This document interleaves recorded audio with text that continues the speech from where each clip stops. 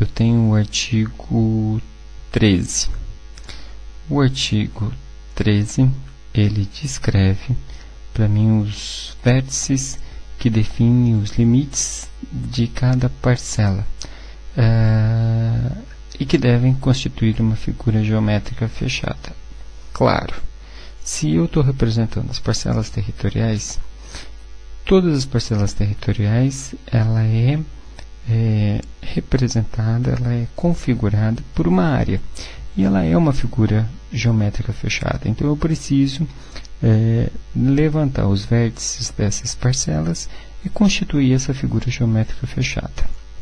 No parágrafo 1º, os limites legais das parcelas devem ser obtidos com precisão adequada por meio de levantamentos topográficos e geodésicos. Ora, se o documento, que é a escritura, me dá o direito de propriedade, e é exatamente o documento que tem validade legal, ele precisa ter a maior precisão possível. E a recomendação, então, é que todo e qualquer dado que for incorporado a este documento e que for representado por esse documento, ele seja, então, atribuído a partir dos levantamentos topográficos e geodésicos. Por quê? Porque pela topografia e pela geodésia, eu consigo ter uma maior precisão nesse levantamento. Eu consigo ter uma caracterização muito melhor, né? Eu vou estar a campo e eu vou identificar exatamente quais são os limites legais que descrevem o meu direito de propriedade, que representam para mim a parcela, a figura geométrica da parcela, sem equívoco. No parágrafo 2º, os limites físicos das parcelas podem ser obtidos por métodos topográficos, geodésicos, fotogramétricos e outros que proporcionem precisões compatíveis. Bom, os limites físicos são os limites visíveis, os limites que estão estabelecidos de acordo com aquilo que se consolidou naquela área. E aí, para a situação do mapeamento de uma prefeitura, interesse de uma prefeitura, se eu for executar esse mapeamento pela condição fotogramétrica ou aerofotogramétrica, eu vou ter as fotografias aéreas. E as fotografias aéreas, pela sua observação, eu vou muitas vezes identificar cercas, muros, limites entre propriedades que são visíveis pela fotografia aérea, mas que não necessariamente são os limites legais. E nesse caso, para eu descrever os limites físicos, o procedimento da aerofotogrametria ou outro processo que tenha uma precisão menor do que o topográfico e geodésico é válido como primeira aproximação. Vocês têm como figura sendo representada uma mesma área de interesse, entretanto com dois pontos de vista distintos.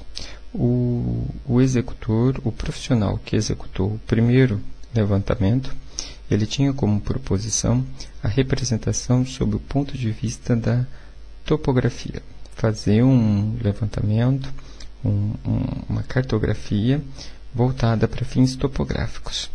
O segundo, o desenho representado, o profissional tinha como interesse fazer uma representação segundo a cartografia cadastral. Percebam bem as diferenças. No limite físico, eu tenho onde está o círculo vermelho grifado a representação de um muro. No limite legal, onde tem o mesmo círculo vermelho, eu tenho a representação da área que ocupa e que se perde entre esse muro e o que identifica as minhas parcelas.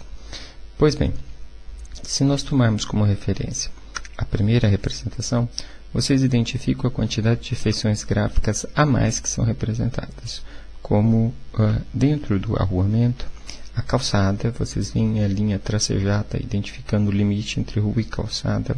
Vocês conseguem perceber a existência a identificação, o mapeamento de árvores, de postes, de bueiros, uma série de outros equipamentos urbanos que estão ali representados.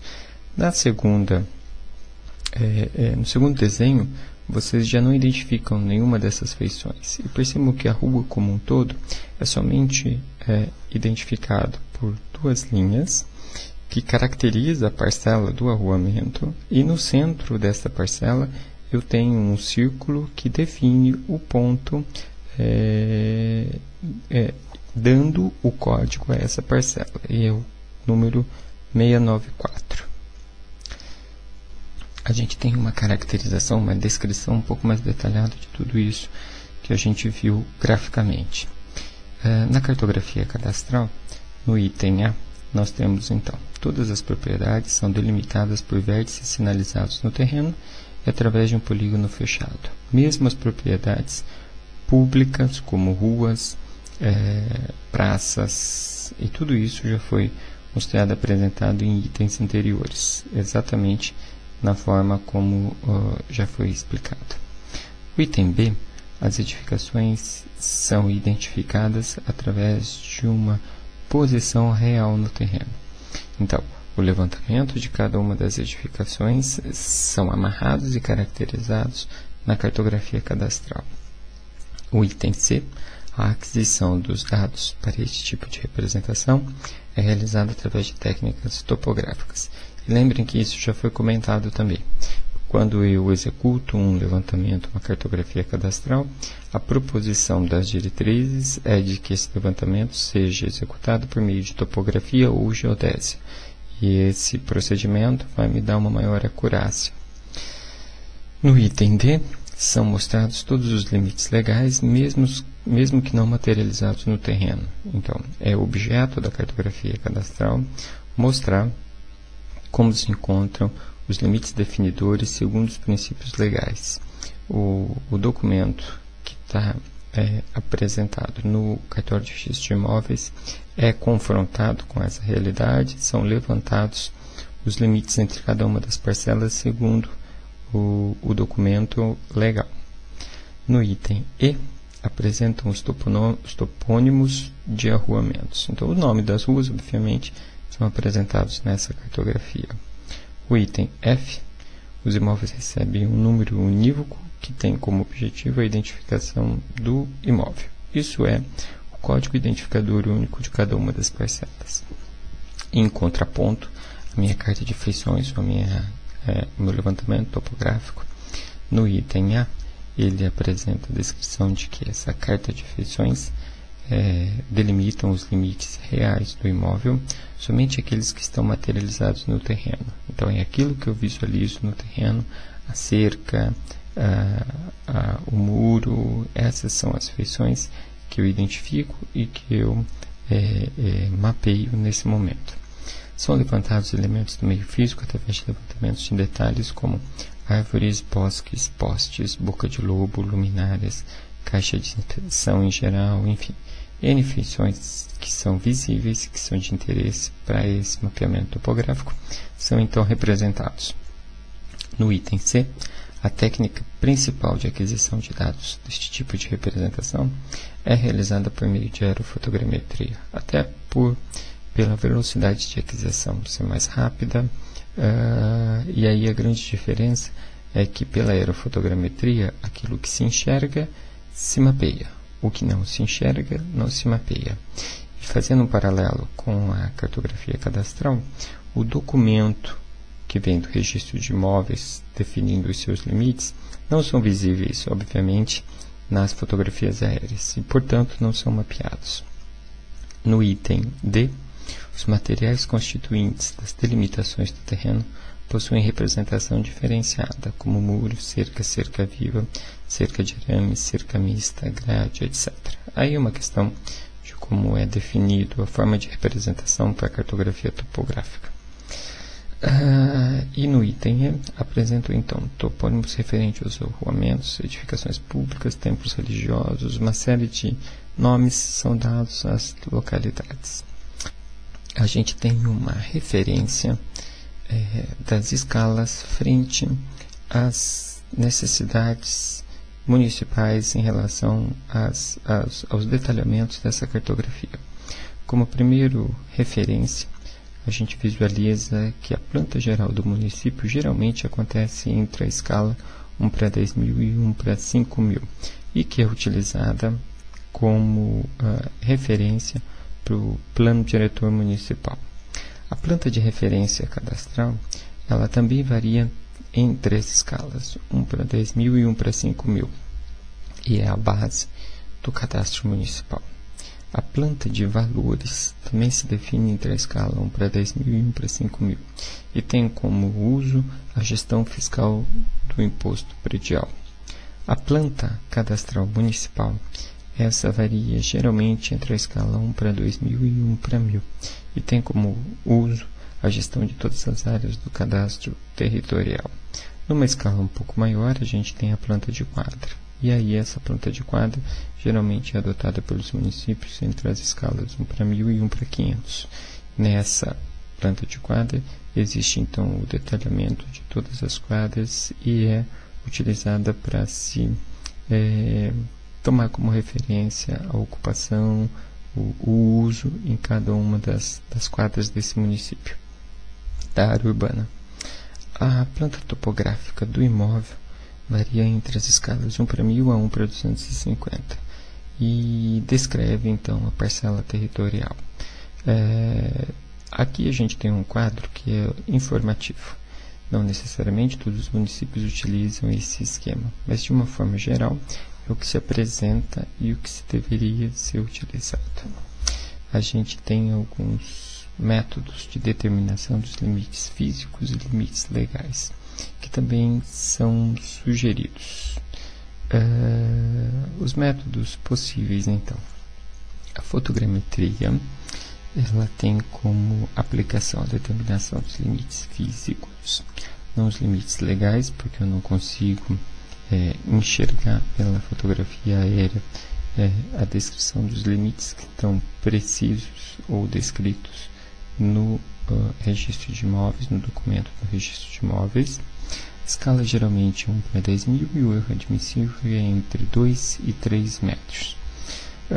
Nessa mesma condição se aplica outros produtos do sensoramento remoto, como, por exemplo, imagens íconos que tem uma resolução espacial em torno de 1 metro, e as imagens QuickBird, que tem uma resolução espacial da ordem de 64 centímetros.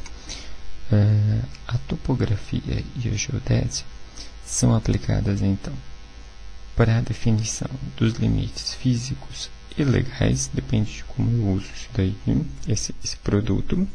A escala também pode ser utilizada para a escala 1/10.000 e o erro admissível de 2 a 3 metros.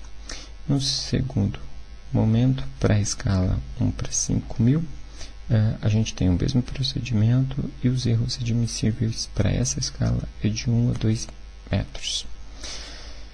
Para a fotogrametria e para a topografia geodésia, na escala 1/2.000, eu utilizo então fotogrametria para os levantamentos físicos, topografia geodésica para limites físicos e ou legais. E o erro na 1/2.000 é de 40 a 60 centímetros. Na escala 1/1000, os limites físicos, mais uma vez, pela fotogrametria, e os limites físicos legais por topografia ou geodésia. Na escala 1/1000, o erro de 20 a 30 centímetros. Na escala 1/500, os limites físicos por fotogrametria são aplicados e os limites físicos e legais podem ser aplicados por topografia ou geodésia. Na escala 1/500, o erro varia, o erro admissível é entre 10 a 15 centímetros. E, por fim, na escala 1/250, percebo que a fotogrametria não tem aplicação, ela não chega no erro admissível, o erro pela fotogrametria ainda é maior, então é utilizado única e exclusivamente topografia geodésia para definir os limites físicos e legais, e o erro é de 5 a 7,5 centímetros. Esse quadro comparativo foi adquirido a partir das aplicações do cadastro multifinalitários na definição de políticas de solo urbano, um livro do Instituto Lincoln, e que vocês podem obter maiores detalhes na descrição ao lado. Bom, com relação à precisão da determinação de limites em alguns países nos mapeamentos, esse quadro foi adquirido pela tese de doutorado do engenheiro Brandão, e aí vocês têm como primeira referência o Canadá, né? Bom, como áreas de grande extensão e alto preço, a exatidão posicional admitida por eles é da ordem de 6 centímetros. Áreas de média exploração é admitida uma exatidão posicional de 10 centímetros. Áreas agrícolas é admitida uma exatidão posicional em torno de 16 centímetros. Áreas de montanhas, pastos e florestas, a exatidão posicional é da ordem de 40 centímetros.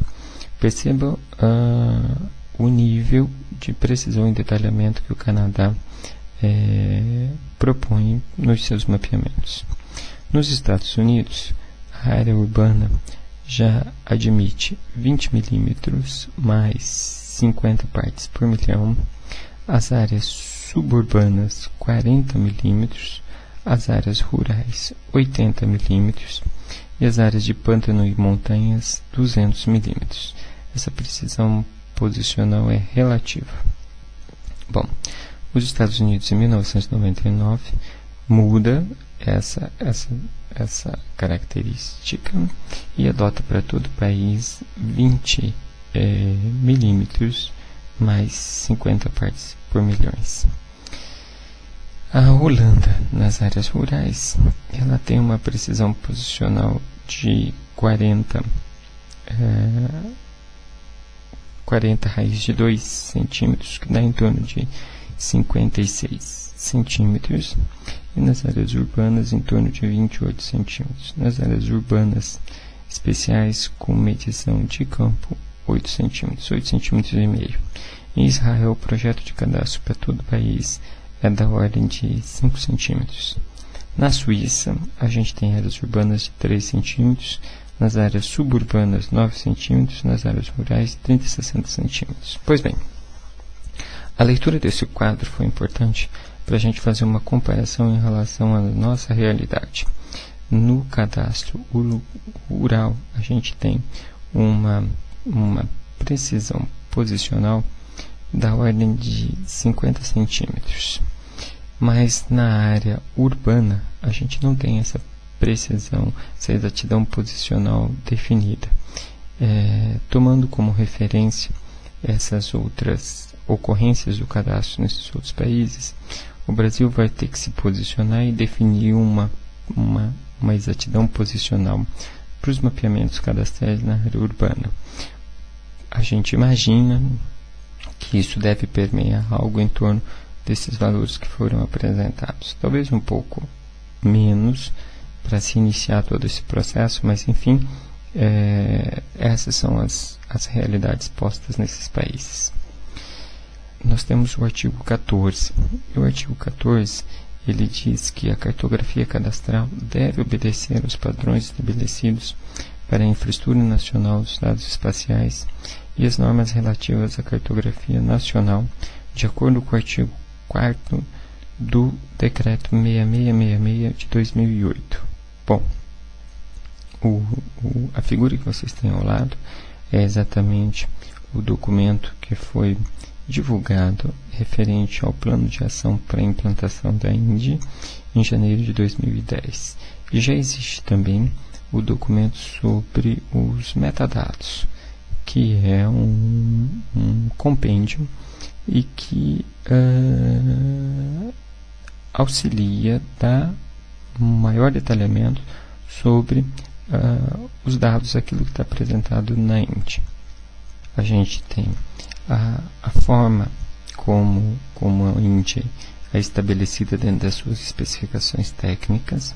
Percebam que nós temos então uma estrutura de dados geoespacial vetorial, uma estrutura de metadado geoespacial, uma estrutura de dados geoespacial matricial, aquisição de dados geoespacial vetorial e uma representação de dados geoespacial vetorial. Essa estrutura como está posta é exatamente a estrutura como foi pensada e como é organizada pela CONCAR. Então, o Conselho Nacional de Cartografia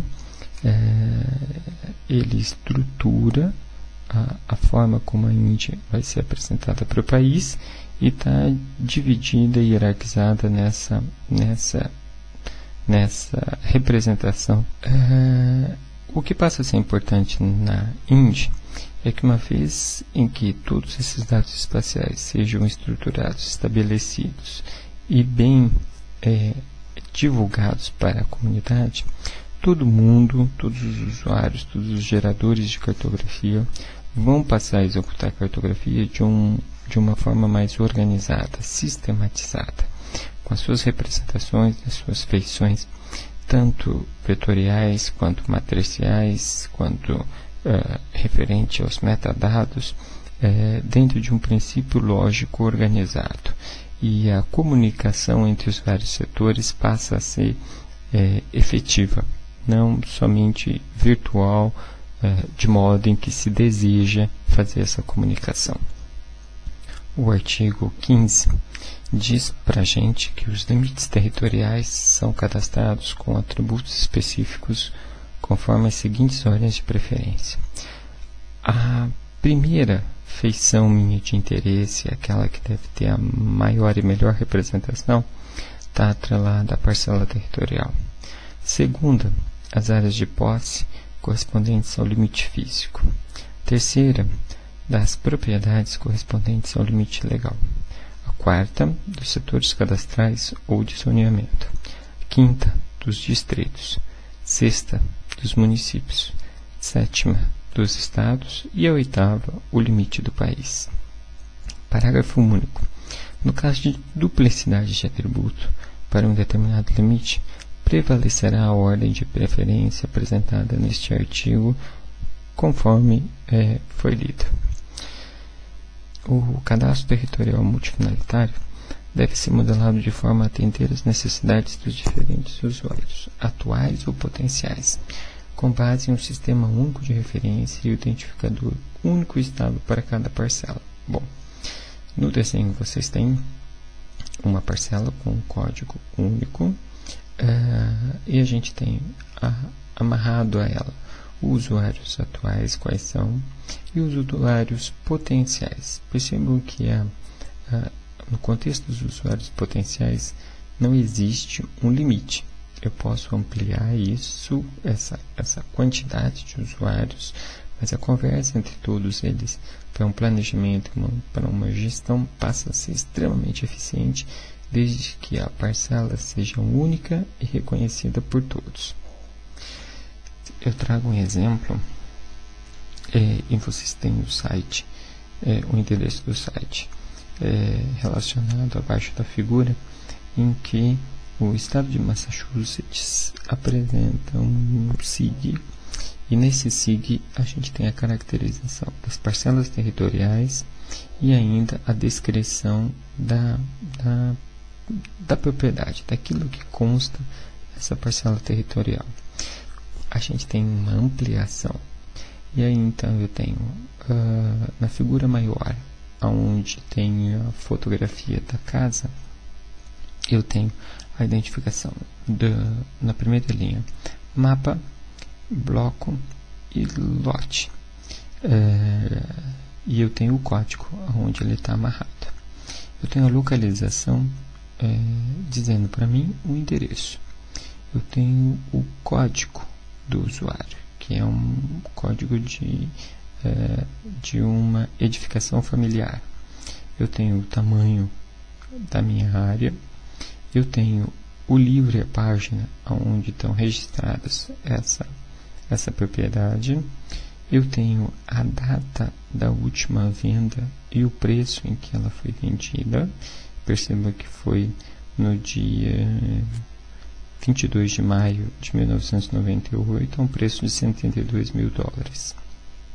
Bom, ainda tenho outras informações, como o ano de construção dessa casa, de 1900.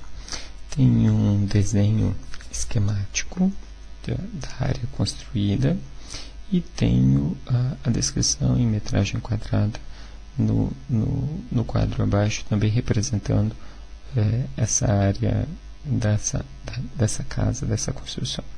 Todas essas informações são acessíveis pela internet e a gente tem a informação dos proprietários, da edificação, dos preços, no estado de Orange County, na Califórnia, no município de Orange County, no estado da Califórnia. Eu também tenho possibilidade de acessar as informações referentes ao cadastro e ainda ter uma série de informações pertinentes à questão fiscal, sobre a taxação existente em cada uma das propriedades. Isso, para nós no Brasil, ainda não é permitido. Essas informações são sigilosas e, obviamente, não há necessidade de serem divulgadas na internet. Eu tenho uma outra representação, outro exemplo de como a situação do cadastro está estruturada, e aí para o município de Florianópolis eu tenho ali em cinza highlight um prédio, e aí com duas edificações, nesse prédio uma série de condôminos e uma linha cinza sublinhada, pegando então o número da inscrição, o código e a seção, o endereço desse proprietário e as informações pertinentes a eles vão estar vinculadas pelo banco de dados. Nesse slide o portal é uma representação do portal de geoprocessamento do município de Florianópolis. O acesso é restrito a algumas pessoas, mas existe também a consulta, e aí o usuário o morador de Florianópolis pode fazer uma série de consultas a respeito da situação cadastral sua, mas algumas pessoas têm um acesso específico às informações de tributação, de dados cadastrais pertinentes a esse proprietário. Então, as representações, as identificações um pouco mais detalhadas sobre a propriedade, sobre o imóvel como um todo, o endereço, as informações gerais sobre o imóvel, as informações sobre o terreno, as informações sobre a edificação, enfim, uma série de dados que são caracterizados e mostrados nesse conjunto de telas que detalham as informações do cadastro da Prefeitura de Florianópolis. No slide a gente tem esquematicamente representado como primeiro nível de informação o mapeamento topográfico e o levantamento geodésico. Percebo que isso passa a ser a base de estrutura do meu cadastro, já que a gente falou de cartografia cadastral. Ela é a estrutura de todo o cadastro. Eu diria que é a parte mais importante desse conjunto, até porque vai ser essa informação que vai permitir toda a continuação do trabalho do cadastro. Nela está estabelecido a rede geodésica e a cartografia cadastral. Uma vez que tanto a rede geodésica quanto a cartografia cadastral estão estabelecidas, o segundo nível nesse desenho ele incorpora a base de dados cadastral, que é a vinculação das informações do cadastro com o registro de imóveis, né? Qualquer mudança, qualquer diferenciação existente com o passar do tempo deve ser assumido e os bancos de dados devem ser atualizados. A chave de ligação deve ser contínua e precisa. Bom, alguém tem que ter essa informação atualizada. A Prefeitura nos parece ser o locus gestor, a referência para todas as consultas que são necessárias dos usuários ou das concessionárias, e a partir disso os N usuários têm acesso ou têm condições de atualizar os seus dados, né? Tanto usuários públicos como usuários privados, para fins econômicos, para as concessionárias desenvolverem os seus planejamentos, enfim, todo mundo tem a possibilidade de utilizar desse documento cartográfico, dessa cartografia cadastral, mas que é extremamente importante para o cadastro, que deve ser atualizada. Bom, no slide 47 eu agradeço então a participação de todos e finalizo aqui a discussão sobre a cartografia cadastral. Muito obrigado pela atenção e até a próxima.